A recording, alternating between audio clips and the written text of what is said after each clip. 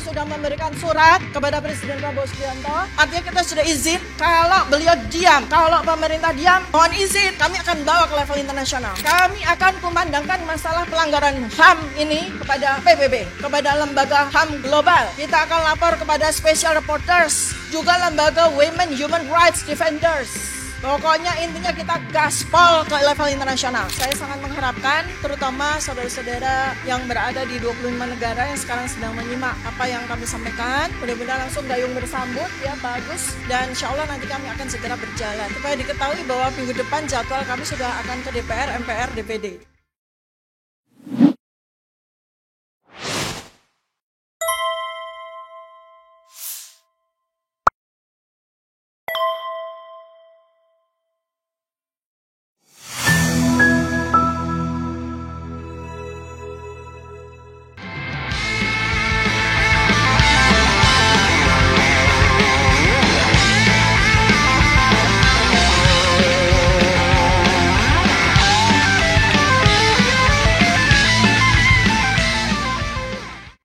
Bismillahirrahmanirrahim. Assalamualaikum warahmatullahi wabarakatuh. Terutama saya sapa teman-teman sahabat-sahabat Forum Diaspora Internasional dimanapun Anda berada, saudara-saudara sebangsa dan setanah air yang sekarang sedang merelay live streaming baik melalui RH Channel maupun melalui Zoom kepada teman-teman FDI semuanya ya. Jadi saya sampaikan bahwa alhamdulillah terima kasih banyak kepada Pak Agus Yunanto selaku Sekjen dan Ketua FDI, Pak Kris Komari di sana. Sekarang sedang tengah malam di California beliau. Tapi saya yakin beliau sudah menyimak dengan seksama. Kemudian juga saya ucapkan terima kasih kepada Sohibul Bait yang sebagai Ketua, mana? Pak Medi ya? Pak Medi. Ya, sebagai Ketua Dewan Pertimbangan Agungnya FDI ya Pak Medi. Terima kasih dan juga atas fasilitas yang diberikan kepada kita semuanya. Dan teman-teman sahabat-sahabat semua yang hadir di sini menyematkan diri. Jadi saya akan menyampaikan tentang materi saya terkait dengan advokasi internasional. Karena ini acara FDI, jadi memang fokusnya adalah pada advokasi internasional. Dan memang ini adalah sebuah momentum Bapak Ibu semuanya ya, dimanapun Anda berada. Karena saya barusan dapat surat cinta dan ini juga bersama teman-teman semuanya. Surat cinta lagi dari Polda, begitu ya. Jadi pada saat yang pertama kami sudah diminta kehadirannya sebagai saksi begitu ya. Nah sekarang surat cinta yang kedua ini kami bukan lagi sebagai saksi tapi sudah dinyatakan sebagai terlapor. Dan jadi meningkat ya. Skalanya meningkat sekarang. Naik kelas. Dan secara pasal-pasal juga naik kelas. Pasal-pasalnya besar-besar. Pasal-pasalnya 6 tahun, 8 tahun, 12 tahun gitu ya. Jadi pasal-pasalnya besar-besar sekali dan yang paling lucu adalah disampaikan oleh orang-orang yang tidak jelas. Jadi ada nama-nama, ada 5 nama yang tidak jelas siapa ini jati dirinya. Bukan orang yang tidak pernah kita kenal, tahu-tahu dipakai namanya untuk melaporkan kami. Dan yang lebih lucu lagi, yang lebih dagelan Sri Mulat lagi adalah kami dituduh menghasut, menimbulkan keonaran, sampai kemudian menimbulkan ya semacam apa, bakar-bakaran atau bunuh-bunuhan seperti itu ya, karena akibat pidananya seperti itu. Jadi ini adalah sesuatu yang sangat tidak masuk akal dikenakan kepada kami ya, para cendekiawan, Mas Roy, Bang Rismon, kemudian Bu Kurnia, para aktivis, para ilmuwan, peneliti yang sedang menegakkan kebenaran, yang kebenaran itu tidak saja bermanfaat bagi seluruh rakyat Indonesia, tapi juga bermanfaat bagi kepolisian sendiri. Karena kepolisian itu kan hak milik kita semuanya. Kepolisian itu menegakkan kebenaran, perangkat hukum yang membantu rakyat untuk menegakkan kebenaran. Nah, tadi sudah disampaikan secara panjang lebar oleh sahabat saya, Pak Dr. Roy Surya ya, bahwa sebenarnya persoalan ijazah ini sudah clear dari A, B, C, D, E sampai Z, diulang lagi ke A lagi sampai Z, udah clear semua. Dan Allah Subhanahu wa taala juga sudah mengirimkan berbagai macam saksi-saksi yang bermunculan. Kemudian juga para anak-anak yang sudah kita duga ya, bahwa setelah Roy, setelah Rismon, setelah Tifa akan ada muncul anak milenial, anak zilenial yang mungkin jauh lebih cerdas daripada kami. Catch up secara teknologi. Jadi sebetulnya persoalan ijazah ini sudah selesai. Sudah jelas kronologi dari sejak tahun 2000 terancam.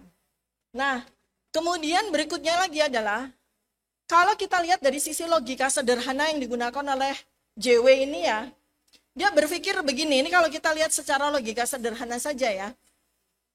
Seorang lulusan dari Universitas Pojok Pramuka gitu ya, dia kan menggunakan sebuah logika yang sangat sederhana. Orang-orang yang pintar-pintar ini, orang-orang yang julid-julid ini, orang-orang yang tidak akan berhenti bertindak, meneliti ya, sampai titik darah penghabisan ini, mendingan taruhin aja dikandangin. Jadi urusannya selesai. Itu logika sederhana orang yang tidak pernah sekolah.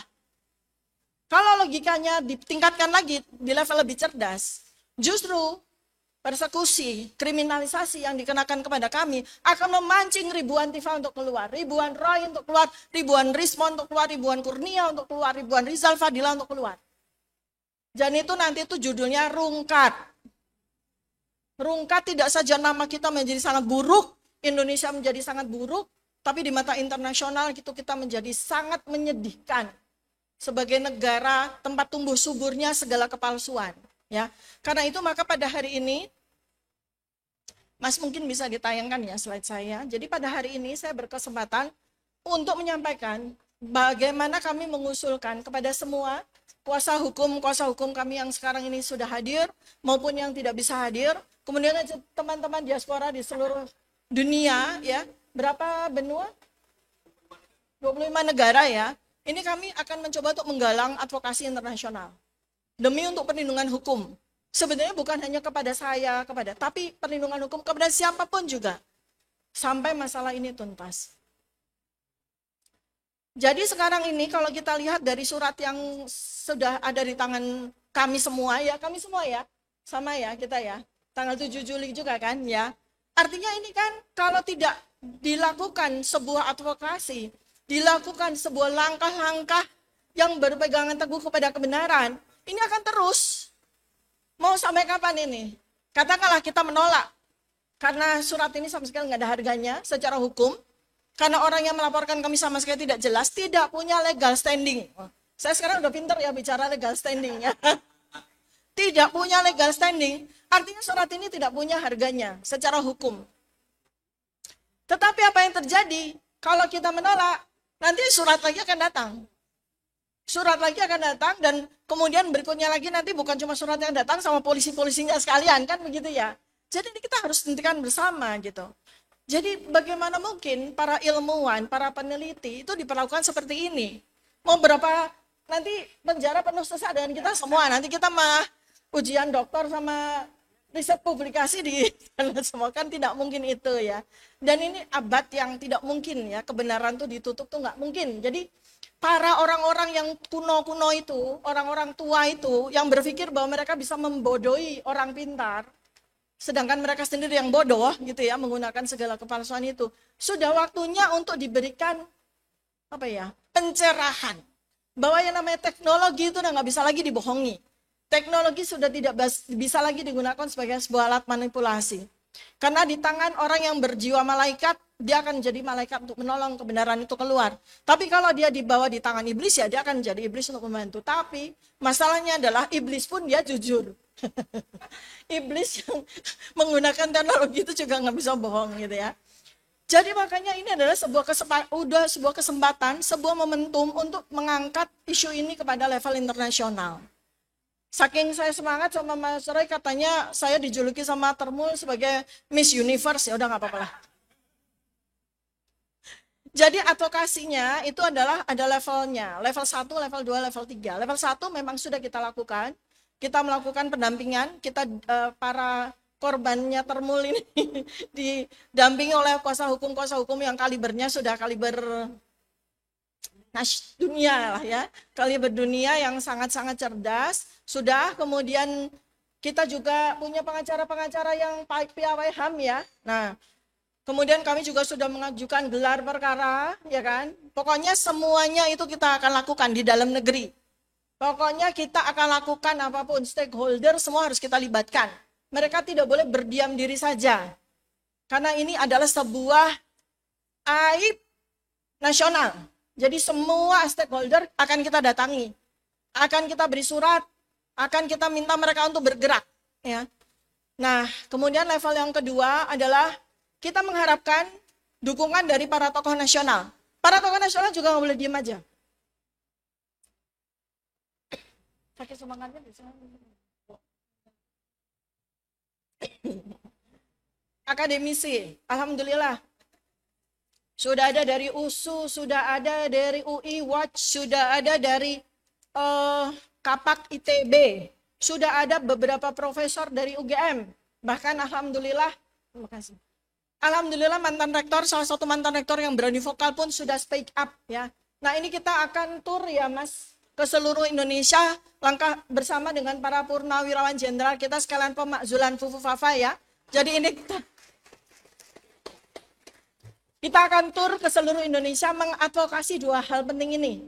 Pertama ya, itu dua-duanya aib nasional. Satu, persoalan polemik ijazah harus selesai bersama dengan pemakzulan Fufu Fafa. Kita akan tur, pertama nomor 1 setelah kemarin Jogja, Jakarta, Bandung, kita akan ke Surabaya, kemudian kita akan ke Makassar, ke Malang ya.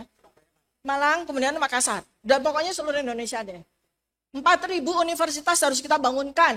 4.000 kita punya universitas, negeri maupun swasta. Harus kita bangunkan. Apa yang kita bangunkan? Keberanian mereka untuk menegakkan kebenaran.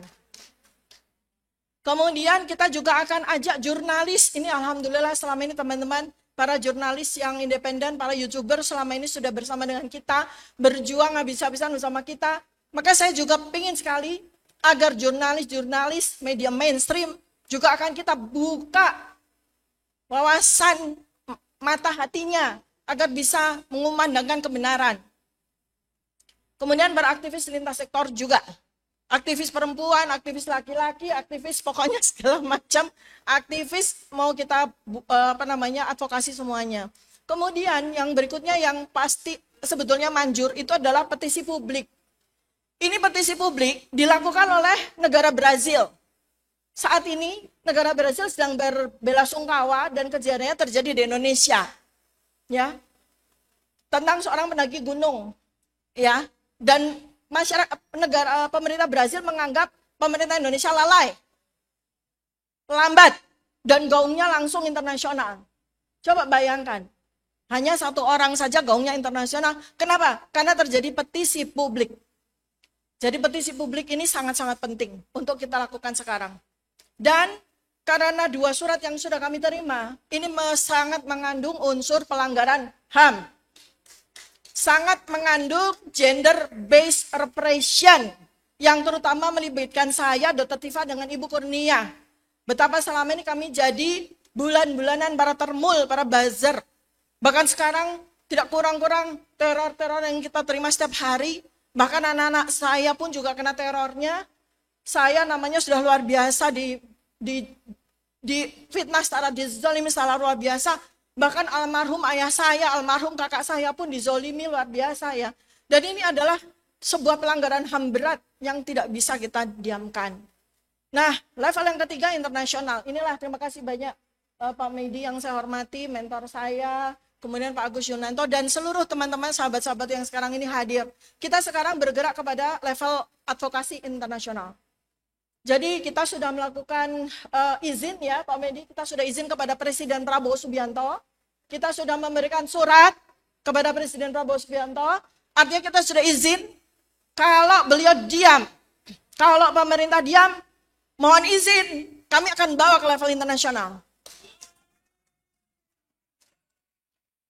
Kami akan memandangkan masalah pelanggaran HAM ini kepada PBB. Kepada lembaga HAM global. Kita akan lapor kepada special reporters, juga lembaga Women Human Rights Defenders. Pokoknya intinya kita gaspol ke level internasional.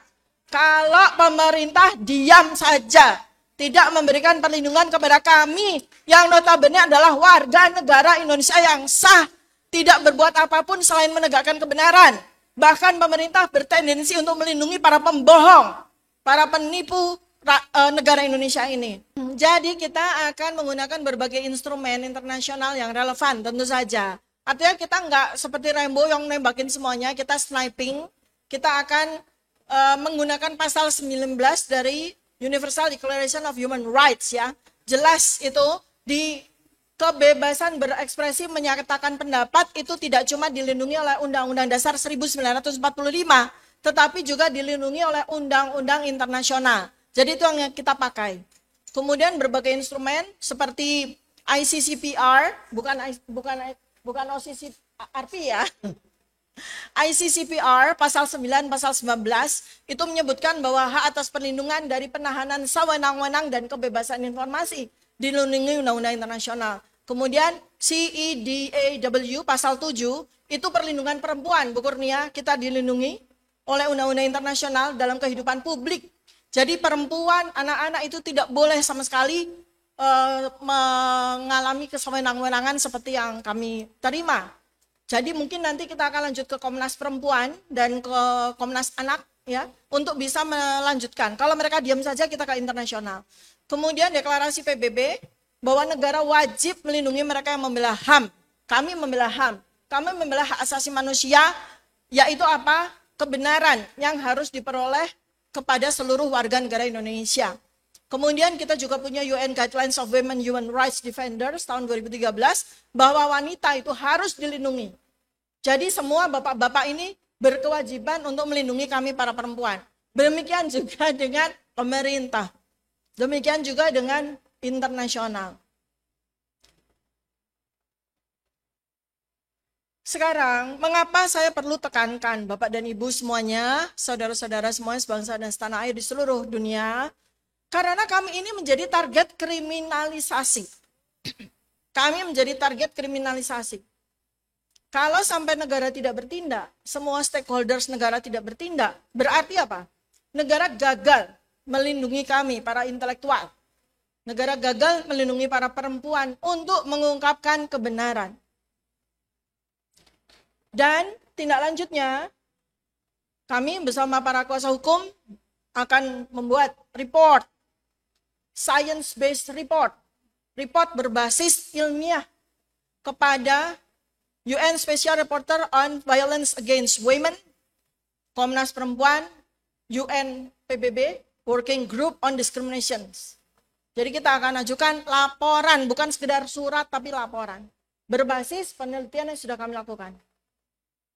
Jadi langkah-langkah praktis sudah kami siapkan. Dan kami juga tentu saja akan sampaikan kepada Presiden, kami akan sampaikan kepada DPR, kami akan sampaikan kepada MPR, kami akan sampaikan kepada DPD. Bahwa kami bertindak. Jadi kami tidak mau bertindak tanpa sepengetahuan mereka. Ya, kita harus lindungi juga negara Indonesia. Maka diharapkan bahwa mereka akan bertindak dulu. Menghentikan laporan-laporan yang tidak jelas itu. Yang tidak relevan itu dihentikan. Termasuk laporan dari JW. Kemudian kita juga akan open letters kepada 100 universitas dunia. Kita sudah siapkan 100 universitas terkemuka dunia. Harvard, Oxford, Cambridge, semuanya. Belanda, semuanya. 100 sudah kami data. Kami akan berikan report tersebut. Ini kalau negara sampai tidak bertindak, entah apa yang terjadi pada Indonesia. Jadi bulan-bulanan. Ya. Dan kami akan sudah menyiapkan report untuk menghubungi media internasional. Kami akan menghubungi Al Jazeera, menghubungi BBC, CNBC, Democracy Now. Ya. Dan kami akan mendaftarkan kasus ini. Apabila laporan-laporan seperti ini tidak berhenti kepada kami maupun kepada para ilmuwan setelah kami, ya. Sekalian juga nanti kita akan minta supaya Pak Bambang Tri juga dibebaskan, ya. Kita akan daftarkan ke Frontline Defenders dan Amnesty International. Karena dengan penjelasan dari semua penelitian kami maupun Pak Betor dan kawan-kawan, jelas Pak Bambang Tri tidak bersalah. Sehingga dia pun juga harus mendapatkan perlindungan dari Amnesty International. Sehingga dengan demikian, langkah-langkah kami ini terstruktur metodologis, sistematis, dan masif. Ya, akan kami lakukan supaya apa? Supaya tidak ada lagi korban-korban seperti kami. Yang seharusnya kami itu tenang meneliti, tenang memproduksi berbagai temuan ilmiah,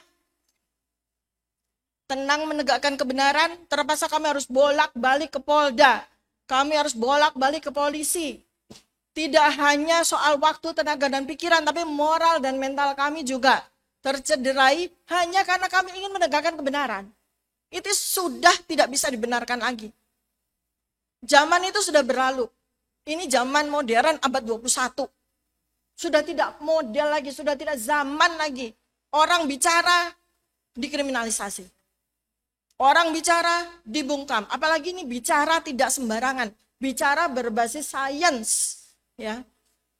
Kalau seperti ini maka negara akan gagal. Maka tentu saja kami tidak akan gegabah. Layer yang kedua akan kami jalankan. Kami akan tentu saja akan memberikan report kami kepada para stakeholders ya, DPR, MPR, DPD segala macam. Sebelum kami jalankan semua report yang sudah kami siapkan ini ke level internasional. Tapi saya nggak tahu ya, mungkin nanti teman-teman dari diaspora punya pendapat yang berbeda, ya nggak apa-apa, kita paralel aja kan ya. Iya. Kalau, ya kan? Nanti mereka akan komen juga. Ya, jadi pesan penutup dari saya adalah ketika hari ini para ilmuwan dikriminalisasi karena menyuarakan data-data kebenaran, maka besok kelak bisa jadi kebenaran itu sendiri yang akan dihukum mati di negara ini. Maka kita akan berjuang bersama, kita berdiri bersama untuk menegakkan kebenaran agar kebenaran terus menjadi cahaya yang menerangi semua hati, semua akal pikiran dari seluruh Indonesia. Demikian yang bisa saya sampaikan. Saya sangat mengharapkan terutama saudara-saudara yang berada di 25 negara yang sekarang sedang menyimak apa yang kami sampaikan. Mudah-mudahan langsung gayung bersambut ya Pak Agus. Dan insya Allah nanti kami akan segera berjalan. Dan supaya diketahui bahwa minggu depan jadwal kami sudah akan ke DPR, MPR, DPD. Terima kasih. Mohon maaf kiranya bila ada salah kata dan sikap. Billahi taufiq wal hidayah. Assalamualaikum warahmatullahi wabarakatuh. Waalaikumsalam warahmatullahi wabarakatuh. Tepuk tangan sekali lagi untuk Dr. Tifa. Terima kasih. Ini Dr. Tifa ada yang nanya nih, agak nakal dikit. Kalau Gibran dimasukkan, Dr. Tifa siap nggak jadi wapres? Gitu pertanyaannya. Jawaban saya singkat, insya Allah saya siap jadi presiden 2029. Nggak ada yang tepuk tangan ya. Serius ini, deklarasi ini. Artinya begini sih sebenarnya, pertanyaan itu bisa berlaku kepada kita semua ya. Iya kan? Warga negara Indonesia yang memenuhi pasal pasal dalam Undang-Undang Dasar 1945 itu berhak untuk mengajukan diri sebagai presiden maupun wakil presiden. Jadi kalau memang kita ditanya, itu sebagai sebuah bakti kita kepada negara kan. Kalau misalnya ditanya, Dr. Tifa siap nggak jadi wakil presiden? Ya bismillah, bismillah gitu ya. Dr. Tifa siap nggak jadi presiden? Ya bismillah, bismillah. Ya kalau seandainya di Lauhul Mahfuz ada perintah untuk maju sebagai presiden ya itu sebagai sebuah amanah gitu ya. Tapi itu adalah jawaban apa ya? Jawaban faktual sebenarnya. Ya. Jadi begitu ajarannya kan begitu sudah dinyatakan menjadi pejabat, jawabannya bukan alhamdulillah kan? Inna lillahi wa inna ilaihi rajiun kan gitu. Astagfirullahaladzim kan begitu. Tapi kalau ada yang bertanya ya jawabannya insya Allah siap gitu. Ya kita ini kan kalau saya karena saya ini kan seorang epidemiologis ya. Epidemiologis itu untuk diketahui itu matematikanya kedokteran. Jadi otak saya itu terbiasa untuk berpikir secara matematika. Menghitung semuanya itu dengan angka, probabilitas namanya. Kalau dalam bahasa teknologi namanya itu ilmunya Bayesian. Jadi ada sebuah probabilitas. Jadi begitu ada peristiwa ini, ketika kemudian saya dapat laporan, itu variabel itu semua muncul. Tetek gitu ya. Nah variabel itu kemudian masuk di dalam sebuah teorema Bayesian. Berapa persen sih saya akan katakanlah berisiko untuk sampai dinaikkan menjadi status saksi, kemudian menjadi terlapor, kemudian menjadi tersangka gitu, kemudian maju persidangan gitu.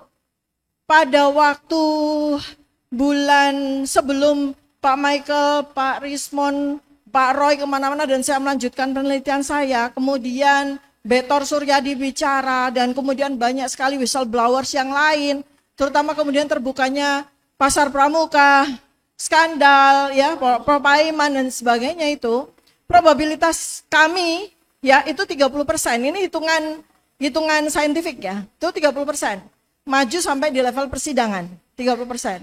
Sekarang dengan semua variabel tersebut, probabilitas kami untuk maju persidangan, bahasa matematikanya tuh 10%. Ya, jadi kan tetap ada. Ya, ada 10%. Dan itu sebuah angka faktual. Dan kalau boleh dibocorkan ya, selama mulai dari tahun 2004 saya menggunakan teorema Bayesian juga untuk menghitung probabilitas siapa yang jadi presiden. Ya, saya menggunakan angka matematika dan saya tidak pernah meleset. Sejak mulai SBY sampai dengan sekarang. Prediksi, bukan dukungan, beda ya. Antara prediksi dengan dukungan beda. Ya kan? Anda semua tahu siapa yang saya dukung. Tapi prediksi saya mengatakan yang jadi presiden ya itu. Jadi Gibran menjadi presiden. Minus. Ya, minus ya. Probabilitas Bayesian loh. Minus ya. Berapa persen? Bayesian mengatakan akan dimakzulkan kurang tinggi ya. Masih 60-40. Nah, bagaimana supaya yang 40 itu jadi naik? Ya tergantung rakyat. Bagaimana ikhtiarnya? Jadi bagaimana angka probabilitas Fufu-Fafa bisa dimakzulkan itu baru 40%. Nah sekarang bagaimana kita naikkan? Sama seperti kemarin. Angka Jokowi menang di persidangan 70%. Sekarang angka itu berubah, berbalik. Menjadi hanya 10%. Nah, jadi pemakzulan Fufu-Fafa ini ternyata Pak Marwan secara matematika masih kurang variabelnya. Perlu dinaikkan. Begitu nih. Matematika ternyata sangat membantu ya. Makasih dokter.